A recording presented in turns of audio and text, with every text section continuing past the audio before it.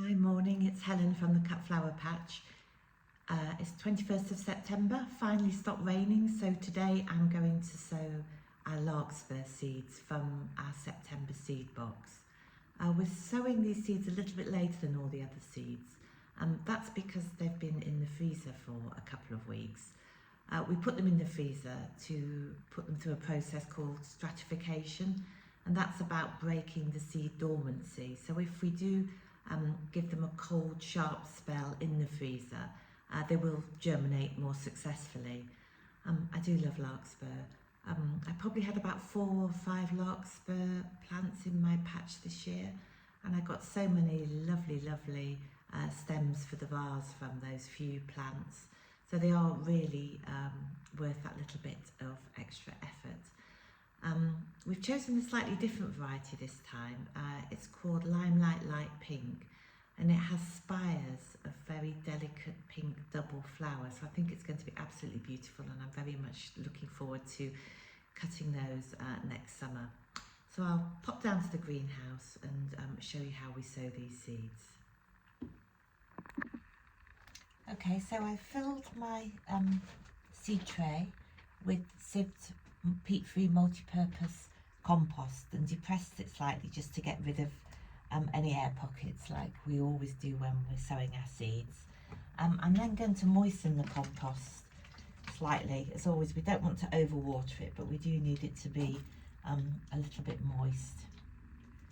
So I often say overwatering seeds is a common problem, so we just need to make sure we don't overwater.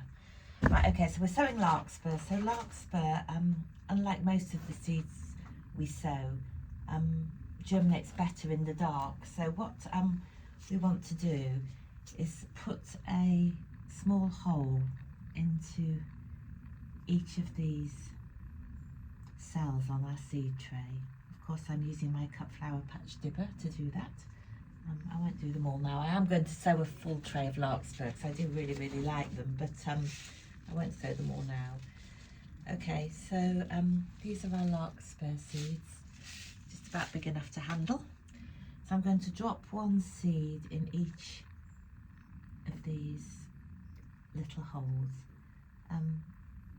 I think some people say larkspur are easy. I think they can be a little bit tricky. So you have got plenty of seeds. If your first sowing doesn't work, I would definitely recommend having another go. So hang on to those seeds, just leave them somewhere cool and dark in the packet. Okay, so when we've done that, I'm then going to cover those holes over, because as I say, they do germinate better in the dark and in the cool, in fact, but we'll come on to that. And then what we need to do is cover that over so it's dark, and then I'm going to put this in my shed. So we need somewhere fairly coolish for these to germinate successfully. So I have done them in sort of a cool room in the house, left them in a kitchen cupboard, but I think I'm going to pop them in the shed now because it looks like all the warm weather has passed. Actually, I have forgot my label as always. And then what I'll do is every couple of days or so is just have a look and check how they're doing.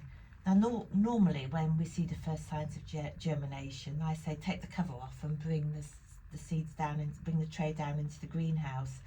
But in this instance, if you do see 1 or 2 germinating and the others haven't germinated, I just cover them with a little bit of extra compost and pop them back in the shed till the majority of them have germinated.